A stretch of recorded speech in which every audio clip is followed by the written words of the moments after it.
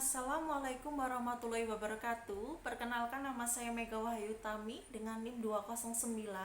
Di sini saya akan melakukan presentasi tentang perkembangan fisik dewasa awal untuk melengkapi tugas remedi psikologi perkembangan 2 yang dibimbing oleh Ibu Agustin. Oke, langsung saya mulai. Masa dewasa awal merupakan masa peralihan individu yang terjadi berada pada tahap remaja memasuki tahap usia dewasa. Menurut Santrok, dewasa awal merupakan masa perkembangan individu yang berlangsung antara usia 18 sampai 25 tahun. Pada wanita, usia dewasa awal merupakan usia ketika perkembangan fisik mencapai puncaknya. Menurut Santrok, aspek-aspek perkembangan fisik meliputi beberapa hal, yaitu ada kekuatan dan energi, ada ketekunan, dan ada motivasi. Perkembangan fisik. Di sini dijelaskan bahwa perkembangan fisik adalah perubahan-perubahan pada tubuh, otak, kapasitas sensorik, dan keterampilan motorik. Perubahan pada tubuh atau fisik ditandai dengan pertambahan tinggi dan berat badan, pertumbuhan tulang dan otot, dan kematangan organ seksual dan fungsi reproduksi. Transisi dari masa remaja menuju masa dewasa, yaitu menjadi orang dewasa bagi kebanyakan individu melibatkan periode transisi yang panjang. Transisi dari masa remaja ke masa dewasa disebut emerging adulthood yang terjadi dari usia 18 sampai 25 tahun. Di sini terdapat ciri-ciri orang beranjak dewasa. Yang pertama ada eksplorasi identitas, yang kedua ada ketidakstabilan, yang ketiga ada self-focused, yang keempat ada falling between, yang kelima ada usia, perubahan usia ya.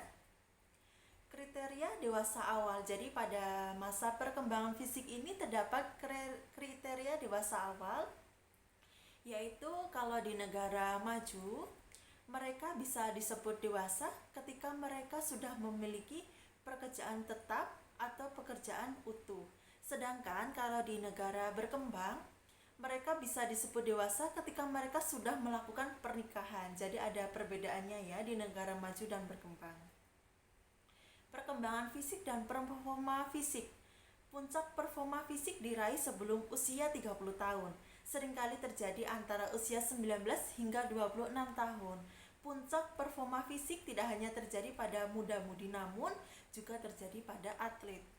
Di masa dewasa awal tidak hanya meraih puncak performa fisik, tetapi performa fisik juga mulai menurun. Dari mulai kesehatan, otot akan memperlihatkan tanda-tanda penurunan. Kesehatan, angka kematian individu ketika beranjak dewasa 2 kali lebih besar dari remaja.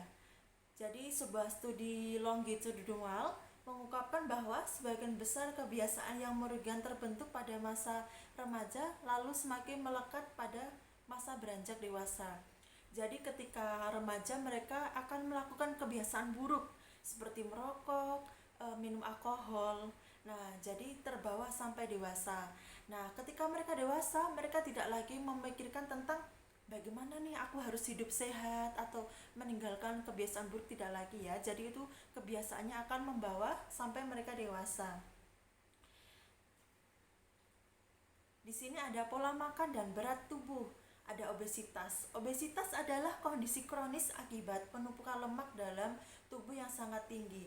Jadi obesitas ini disebabkan oleh kebanyakan asupan kalori tapi sedikit kegiatan fisiknya ya. Dan faktor lain penyebab obesitas ada faktor keturunan atau genetik, efek samping obat-obatan, kurang tidur, dan pertambahan usia. Jadi bisa diatasi dengan olahraga secara teratur. Olahraga adalah suatu bentuk aktivitas fisik yang terencana dan terstruktur yang dimana melibatkan gerakan tubuh secara berulang-ulang demi mendapatkan hasil yang baik. Jadi manfaat dari olahraga selain bisa menurunkan obesitas atau menurunkan berat badan, olahraga juga dapat menyegarkan tubuh, menjaga kesehatan tubuh, dan membuat seseorang akan lebih percaya diri. Di sini pada pola makan dan berat tubuh terdapat penyalahgunaan obat, alkohol, merokok, dan aktivitas seksual. Jadi penyalahan obat dan alkohol, merokok biasanya lebih banyak dilakukan oleh lelaki, karena studi sudah mengatakan ya, lelaki lebih banyak melakukan penyalahan obat-obatan. Aktivitas seksual pada orang yang beranjak dewasa. Nah, ketika mulai beranjak dewasa, survei menunjukkan bahwa lebih dari 60% individu pernah melakukan hubungan seksual. Jadi bisa dibilang pria lebih bebas memilih pasangan seks dan wanita lebih selektif. Dan sekitar 60% individu yang beranjak dewasa pernah melakukan hubungan seksual dengan satu orang di tahun sebelumnya. Kemudian sekitar 20% individu yang beranjak dewasa dilaporkan hanya berhubungan seks berapa kali atau tidak sama sekali.